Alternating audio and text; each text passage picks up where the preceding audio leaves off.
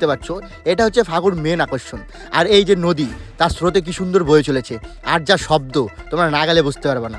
খুব সুন্দর এই নদীটা আর এই ব্রিজটা দেখতে জাস্ট অসম লাগছিল। তো সেখানে দাঁড়িয়ে ক্যাদ মেরে কয়েকটা ভিডিও ফুটেজ করে নিলাম। আর কি বলবো গাইস, এই হর্নের শব্দ আমি তো দেখতে পাচ্ছিলাম যে এত সকাল সকাল এখানে এত টুরিস্ট এসেছে, কি বলবো। আর একটু ব্রিজের উপর দিয়ে দৌড়াদৌড়ি করে একটু ফটো তুললাম, একটু ভিডিও করলাম। তারপর আর কোথাও না দাঁড়িয়ে আমরা সোজা পাহাড়ের পথ ধরে চলে যাচ্ছিলাম লাভাতে। আর লাভা যাওয়ার পথে যে সুন্দর সুন্দর দৃশ্যগুলো আমাদের চোখে পড়ছিল, যেটা তোমরা না আসলে বুঝতে পারবে না। আর ওই যে পাহাড়টা দেখতে পাচ্ছ, জাস্ট আলাদাই, একদম সিনারির মতো, যে সিনারিগুলো আমরা টিভিতে দেখে থাকি। আর এই পাহাড়টাতে জাস্ট বলার বাইরে। আর পাহাড়ের মধ্যে যে মেঘগুলো দেখতে পাচ্ছ না, এগুলো কিন্তু কুয়াশা না, এগুলো মেঘ। আগেই বলে দেই, প্রচুর পরিমাণে মেঘ ছিল। এই যে দেখো। আর কি বলবো, আমরা ভাবতে পারিনি যে পাহাড়ের মধ্যে আমরা এতটা মেঘ দেখতে পারবো। মেঘগুলো যখন আমাদের গা ছুঁয়ে যাচ্ছিল, মনে হচ্ছিল যে ব্লেড দিয়ে কেউ গায়ের মধ্যে আঁচড় দিচ্ছে। কি বলবো, এতটা ঠান্ডা লাগছিল। এরপর আমরা সোজা চলে যাই লাভা ভিউ পয়েন্ট।